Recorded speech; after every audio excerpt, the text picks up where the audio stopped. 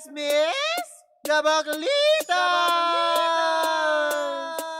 With Tita Cora and Kapitana Sisa. And the bakla is back. O, diba? Sa lahat pa rin po ng ating mga pangga. Teka, sandali. Ang lakas naman na. Nabungol yung bakla. Isang magandang umaga pa rin po, Metro and Mega Manila. Handa na ba kayong, alam mo yun, manalo at makakuha ng papremyo? Well, kung handa na kayo, mga pangga, eto na't pakinggan natin ang... Pangga Bingo Plus Panalo! Oh, diba? Nakaredy na tayong mamigay ng instant 500 pesos sa lahat ng ating mga pangga na walang sawang nakatutok araw-araw sa Energy FM. O, diba? Dahil gusto namin happy kayo, gusto namin maging masaya kayo ngayong pat-Burr months na, diba? Yes. For sure, marami tayong balak, marami tayong plano, marami tayong gustong gawin. Kaya nga naman bibigyan namin kayo ng pagkakataon na magkaroon ng extra budget sa pamamagitan lamang ng pag-abang sa mga lucky cards sa bawat programa ng Energy FM. Sururo! Kaya nga naman, eto na't wag na natin patagalin pa, ilaglag na natin ang bola sa ating Pinoy Drop Ball. O eto na, i-drop mo na ang bola. I-drop mo na ang bola. Oh! Diba na nakakaloka? Huminto siya. Ang lucky guard ng programang Baklitas ay Queen of Spade.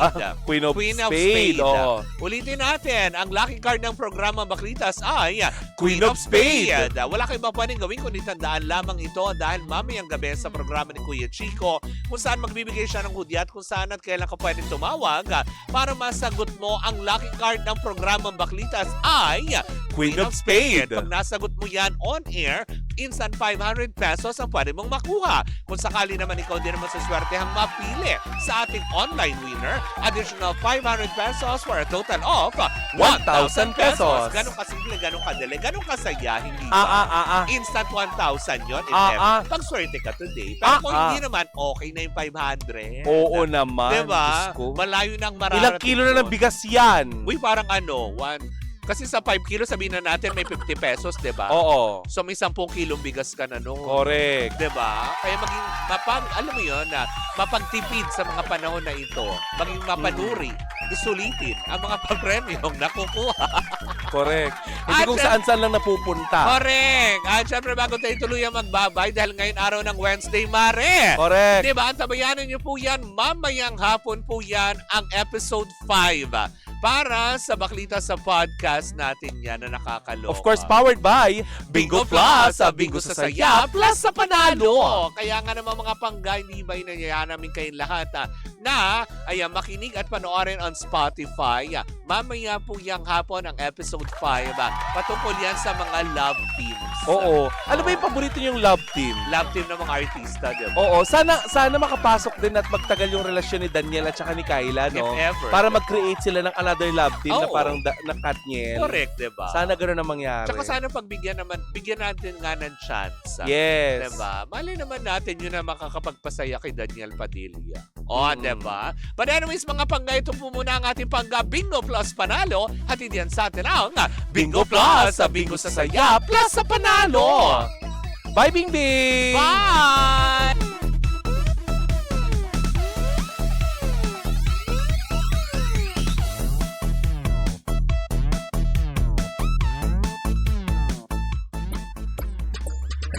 And we're back! Diba? Siyempre sa lahat pa rin po ng ating mga pangga na nakatutok pa rin sa atin sa magandang umaga, Metro and Mega Manila. Ako pa rin po si Kapitana Sisa. At ako naman po si Tita Cora. At ito pa rin ang Baklita sa Hello pa rin po sa inyong lahat sana. Ayan, sa mga naghahanap buhay ngayon, sa magandang araw po sa inyong lahat. Naway kayo ay kumita ng bonggang-bongga ngayong araw.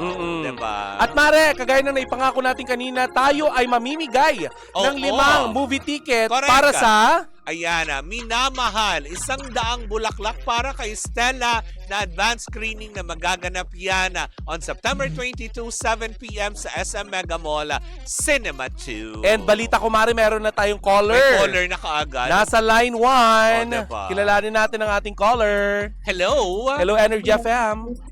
Hello po. Hi! Anong pangalan, ate? Trisha po. Trisha! Taga saan ka, Trisha? From ano po, Quezon City po. Okay. Saan ka sa Quezon City, Be? Ang laki niyan. Oo. Cubao po. Sa Cubao Wow. area. Alam na Hello alam mo po. yan, ha? Diba? Siyempre, alam Cubao, ko yan. Quezon City. Siyempre Wala na nga naman. masyadong ganap dyan eh. Oo. Ilang taon ka na, Trisha? 29 po. 29. Nasa tamang edad na, pwede na manood ng movie. Tama. So, eto na. Trisha, pakinggan mong maigi. Kailangan mo masagot ng tama. Itong ating katanungan para manalo ka ng 5 tickets para sa advance screening ng Minamahal. Eto Yes. na. Ang tanong para sa araw na ito. Ilang pirasong bulaklak ang inialay para kay Luna? 100 po. Ay, hindi. 100? Hindi 100. 100 is wrong. Oo. Ginugulo natin. Diba? Tama, 100 bulaklak ang inialay para kay Luna. Congratulations sa'yo, Trisha. Nanalo ka kagad ng 5 advance screening tickets para sa Minamahal block screening. Hindi lang yun, ma. Advance screening pala. Oo. And you got a chance pa na makapagpa-picture sa mga paborito mong artista and na syempre, nandoon. alam mo yung makakalubilo mo sila doon. Yes. At isa ka sa pwede makakuha ng loot bag exclusive ng Energy FM. Correct. Diba? Ang saya kaya, no? Ikaw ba'y listener ng Baklitas, Trisha? Ano? Ano? Ikaw? Hello po. Oo. Oo. Listener ka ba ng Baklitas? Opo. Ay. Okay. Ayan. Ilang beses namin binabanggit yung wow, wow, wow, wow. Oo. Luma? Ay, hindi. Mali. Mali. O, diba? Next year pa yon. Next year pa yung Buti lang hindi magiging yung 5. tanong namin. Dinalot-lot ka sana. Pero maraming salamat, Trisha, Uy, ha? maraming salamat sa iyo. Congratulations. Wag mo lang ibababa. Kakausapin ka ng ating social media team para makuha yung details mo, ha? Opo. Thank you Okay, po. maraming salamat. Congratulations. O, diba? O ano, Princess Pimentel? Talaga may caller na kami kaagad na Oo. Diba? Sa Lunes na yan, ang dami gustong manood niya ng advance screening. Correct. But anyways, of course, produced by Viva Films. Oo. Uy, maraming salamat sa Viva Films, ha? Correct. Thank Kasi you so sobrang much. accommodating nila nung nandun tayo. Correct, diba? Tsaka tayo lamang ang official radio partner ng mga pelikula ngayon. Simula pa ng 100 awit kay Stella at ngayon Yes. naman itong minamahal na 100 bulaklak para kay Luna. O, diba? Naku, bukas ulit mamimigay ulit tayo hanggang Friday yan. Correctamente. O, diba? Let's proceed na, Mare, sa ating back latest. Correct, Mare. Ikaw ba, Mare, sang-ayon ka ba doon sa doon sa iminumungkahi nitong si Meme Vice Ganda? Na ano? Ay kasi nga si Meme Vice Ganda, Mare. Vice Ganda nanawagan ng tax holiday para sa mga taxpayers. Ay, oo naman. 'Di ba? Ang Diba, bongga nun. bago pa sabihin ni Meme Vice Ganda yan, noon pa lang Naisip mo din? sa unang araw pa lang yan na sinuggest nga, diba, ni Senator Marcoleta yan. Talagang, diba, pumalakpak ako. Yes, totoo. At least ngayon sinigundahan na ni Meme Vice. Kasi, diba, second ba siya? Isa sa highest payer siya ng tax, diba? Yes. Oh. Sila nila Judy Ann Santos. Yes. Oo. Diba? Mare, muli na naman naglabas ng saloobin si Uncabogable Star Oo. na si Vice Ganda hinggil sa lumalalang issue ng korupsyon Oo. sa pamahalaan. Oo. Sa isang episode ng It's Showtime, nag-react ang TV host comedian Oo. matapos ang inihaing laro-laro pick contestant Oo. tungkol sa tax na binabayaran ng mga Pilipino Oo. na napupunta lamang, Mare, sa bulsa na mga kurakot sa gobyerno. Hindi pwedeng ninanakaw yung tax namin Oo. tapos magbabayad ulit kami. Oo. Ibalik nyo muna ang mga ninanakaw nyo sa amin sa ad ni Meme Vice Ganda. Totoo, dapat Aniya, lang naman. dapat raw, Mare, magpahinga muna ang mga Pilipino sa pagbabayad ng buwis Oo. hanggat hindi nare-resolba ang lumalalang korupsyon sa ating bansa. Totoo naman. Diba? Sabi niya dito, Mare, sana wag nyo naman kaming pagbayarin muna ng tax. Correct. Sana may tax holiday. Kasi ninakaw nyo eh. Diba? Yun ang sabi ni Ang Meme. in-example nga ni Meme dyan para daw na pumunta Bumili ka ng spaghetti. sa isang restaurant. Oo. Umorder ka ng isang, katulad niya, ng spaghetti. Tapos kinuha ng isang customer yung spaghetti na in-order mo. Pero bayad mo na na. binayaran mo na. So ano ang tendency and pagkaka-explica niya is bibili ulit ako ng isang spaghetti na hindi ko naman kasalanan na kinuha ng isang customer yung binayaran ko. Correct. Parang ganun din sa buwis ngayon. Tama lang naman din. I agree to Meme Vice. Mare, marami ngang pumanig sa pahayag ni Vice Ganda at nagsabi na pagod na sila at patuloy na sa patuloy na katiwalian sa ating gobyerno. Correct. Sabi dito ni Meme Vice Ganda na aaraw-arawin po natin sila at walang titigil hanggat walang nananagot sa ad ng Tama. isang netizen. Correct. Totoo naman. Dapat, 'di ba? Hindi tayo tumigil. Oo. Dahil magsama-sama tayo mga taxpayer. Kung meron man unang Inaagaw ka ng China, ma. ay inaagaw ng signal. Oo. Kung meron man inaagaw ang signal, yung lalamunan ko na naman. Oo. Hindi, pero totoo yan. Kung meron man unang dapat mga mareklamo, sila yun eh. Mm-mm. Sila yung mga highest taxpayer eh. Correct. 'Di ba? Na sumusunod sila sa alituntunin ng batas na isinasaad ng BIR na kailangan bayaran dahil sinasabi diba ng gobyerno, kayo tong malalaki ang kinikita, dapat kayo magbayad ng buwis. Correct. Pero syempre, dun sa mungkahin ni Meme Vice, I strongly agree. Magkaroon sana ng tax vacation. Alam mo, mula nung nagkaroon tayo ng mula nung nagkaroon ng mga saloobin si Meme Vice Ganda at ginagamit niya yung platform niya upang nang sa ganun ay makapagpahayag ng kanyang saloobin. Oh. Mari mas maraming Pilipino ang nalalaman nila yung karapatan nila pagdating sa buwis. Diba? Diba? Pero kaugnay ng balita na yan, Mare, ito hindi ko kinaya, ha? Daryl Yap, ilalaban si Bibi Gandang Hari kay Vice Ganda bilang presidente sa 2028. Kung matatandaan natin, Mare, ilang araw na ang nakalilipas mula nung may lumabas na pahayag ang isang direktor at iminumungkahi niya na si Meme Vice Ganda ay tumakbo bilang presidente sa 2028. Dinog show ng blockbuster director na si Daryl Yap ang panawagan ni Love Diaz na tumakbong presidente si Meme Vice Ganda sa 2028 election. Laugh trip ang mga netizen sa pinost ni Direk Daryl sa kanyang Facebook page bilang sagot sa sinabi ng award-winning filmmaker na si Love Diaz sa panahon na para pasukin ni Vice Ganda ang politika. Dapat daw labanan ng TV host comedian si Vice Ganda sa pagka-presidente, or dapat daw labanan ng TV host comedian si Vice Ganda sa President Sara Duterte kapag tumakbo daw itong pangulo sa 2028. Pero eto, Mare, ang hindi ko kinaya. Ang bet daw ni Daryl Yap na ilaban bukod kay Sara Duterte ay si Bibi Gandang Hari. Na kung matatandaan natin, ilang taon na ang nakalilipas mula nung magkaroon ng issue itong si Meme at saka si Bibi Gandang Hari. So kontra na, ilalaban daw ni Bibi Gandang Hari. Ilalaban daw ni Daryl Yap, iminumungkahi niya na si Daryl Yap ay na si Bibi Gandang Hari ang lumaban Kay Sara kay Vice Duterte? Ganda Okay. para sa pagka-presidente. Akala ko kay Sara Duterte. Tatanong ko sana, bakit magkagalit na ba sila ngayon? Di ba dati chika-chika, chami-chami sila? Eh di ba loyal siya kay Sen Aimee? Ah, talaga ba? Hindi ko alam. yeah. Pero friend naman pa rin niya si Inday Sara daw. Okay. Sa FB post ng direktor ay makikita ang isang art card kung saan mababasa ang pagbanat daw ni Bibi Gandang Hari or ni Bibi kay Vice Ganda na ilang taon na ang nakakaraan. Sabi, maswerte ka, sumikat ka dahil bubita ka. Yun lang ang masasabi ko sa'yo. Patutsada ni Bibi Gandang Hari. Mare, sa caption naman dito ni Daryl Yap, pinapatakbo nga niya itong si Bibi Gandang Hari upang Hindi naman maglaban. nila pero speaking of Bibi Gandang Hari, congratulations. Bakit? Gumraduate siya ng summa cum laude. Oh, di ba? Diba? Sa States. Gumraduate na siya Brainy. ng film course for tama, film course entertainment yung kanyang course at gumraduate siya ng summa cum laude. Pero alam mo, Mare, gaya ng inaasahan din natin na ang lahat ng away sa showbiz nagkakaroon din ng lutas, anong tawag nung kaayusan. Yes. 'Di ba itong si Papa OG Diaz, nagkaroon din sila nga ng tampuhan nitong si Bibi Gandang Hari, which is ngayon okay na. Okay na, Diba? natapos na, diba? So, Hindi malayo na mangyari din ito kay Vice Ganda at saka kay Bibi. Oo, 'di ba? In some point of their lives siguro, 'di ba? Kaya nga 'di ba, nung dati din 'di ba, nung nasa vlog nga sila yung bago magkatampuhan, 'di ba? Na nagkakabiruan silang mga Bex Battalion tsaka Bex Squad na magkakasama sila na si Bibi Gandang Hari, 'di ba sinasaway ni Meme na huwag kayong gumawa ng kaaway.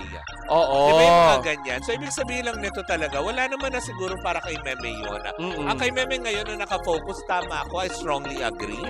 'Di ba? Isa din ako sa susuporta na sasabihin niya sa kanyang panukala na 'di ba? Kung sakaling manawagan man siya, 'di ba, ng tax vacation, ay a-agree din ako. Correct. 'Di ba? Kahit naman Pahinga na ito sino. para sa ating mga manggagawa. Hindi sinasabing hindi tayo magbabayad ng buwis. Andun na yan eh. Dahil parte yan bilang Pilipino, magbayad tayo ng karampatang buwis para sa ating gobyerno. Pero, kung ganitong, alam mo yun, talamak ang nakawan, ay teka, sandali. Bakit naman ako magbibigay pa muna? Totoo naman din yun. May Correct. punto si Meme Vice na, bakit ba ako magbabayad next year ulit ng tax ko? Eh, binayad ko pala, pinaghati-hatian nyo. Oo. Ilan lang kayo, imbis ang ang makatawag dito, ang Makadanas. makinabang. Makinabang. Ay ang sambayan ng Pilipino, pero ang ending, ang nangyayari, ilan lang kayo naghati-hati. Sinama nyo pa yung mga SK chairman. Diba? Ay, yun hindi ko kinaya. Yung SK chairman ba yun? Yung mga SK, Oo, di sa ba? Maynila. Yung nagpunta ng Thailand.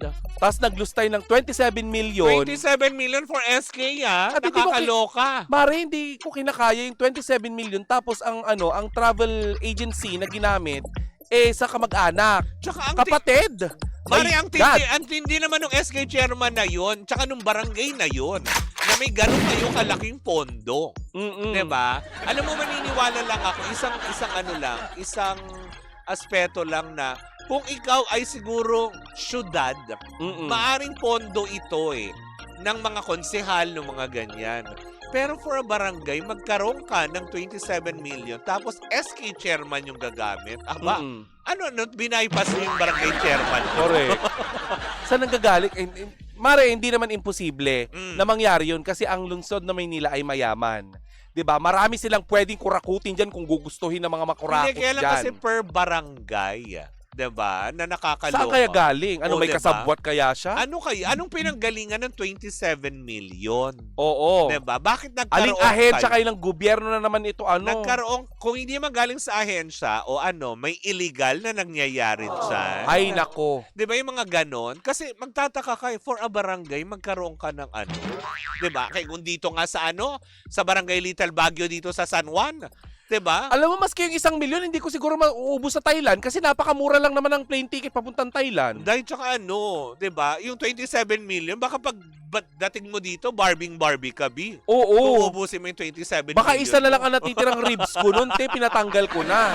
Tapos baka sa loob ng 1 linggo, araw-araw ako magpapalay po. Oo, 'di ba? 'Di ba sa 27 million, ibalik niyo ulit yung taba, tapos sipsipin niyo ulit kinabukasan. Ganun ang gagawin ko, magti-trip ako. Lakas ng trip Diba? mo. Pinahigo mo sa mababalik mo, 'di ba? Oo, ganun din ang gagawin ni Mabi daw. Oo. Sa totoo lang, sabi diba? niya, Nakakaloka. gusto niya daw magpalay po, tapos ipapalagay niya lahat sa sa werot niya para lumaki daw yung werot niya. nakakaloka. O i-follow niyo daw si Mabi sa TikTok. Hindi kita naririnig, Oo. Day. Oo nga. Pumasok But ka dito. anyway, Mare, Oo. nagmamadali na si Mabi. Oo. Diba? Anyways, nako, yan po muna mga kaganapan. Huwag na Oo. muna natin patulan pa kung ano man ang mga issue patungkol doon sa mga naglalaganap. Ang importante, 'di ba? Ulitin ko ako, 'di ba? Bilang Kapitana Sisak. Ewan ko, kung ikaw din ba, Mari, sumasang-ayon ka din ba kay Meme Oo. Vice, 'di ba? Ang Baklitas po ay sumasang-ayon sa panawagan na magkaroon ng tax vacation. Oo. O kung hindi man tatanggalin, ibaba na lang. 'Di ba? Babaan na lang yung Babaan ating nyo buwis. muna, 'di ba? Tama naman din Ibalik nyo muna yung mga kinuha nyo. Sir, Bago Ralph kami Recto, magdagdag. baka naman, di ba? Oo, si Batman. Hindi totoo, 'di ba? Oo. Hilig nyo magdagdag ng VAT, sir. Oo Tapos, nga. ano yun? 'Di ba sila naghahatian? Oo nga, sir. Di ba? Yung value added tax, pati mga pagkain. 'Di ba may VAT kayong nalalaman? Si Batman. Oo. Ang Batman ng Senado. Hindi yata siya Senado. Hindi ba? Senado ba siya? Sa Congress ata siya. Kongreso. Hindi, parang nasa isang ahensya siya ng gobyerno. Talaga? Oo. BIR? Basta, hindi ko alam kung nasaan siya ngayon. Hindi maingay. O, diba? Parang mas sumikat. Parang mas narinig ko nga lang si Ralph Recto nung pinag-uusapan ni Buwis. Oo, diba? Bakit naman ganun, B? Nakakasama ng loob. Kasi naman, di ba? Laki-laki 12%. Nakakaloka. Tapos ang ending, hati-hati sila. Oo. At yan ang kabuuan. Ay, syempre, para sa araw na ito, magkarinigan magkapanooran naman tayo bukas muli para sa isang umatigabong tsikahan na daladala ng dalawang bakla. Muli po ako mas Kapitana Sisa. At ako naman po si Tita Cora. And we are still same pero iba. Tuloy-tuloy pa rin po ang ating tugtugan. Syempre, dito po lamang yan sa number 106.7 Energy FM. Ang tawag mo sabihin radyo. Sabihin mo!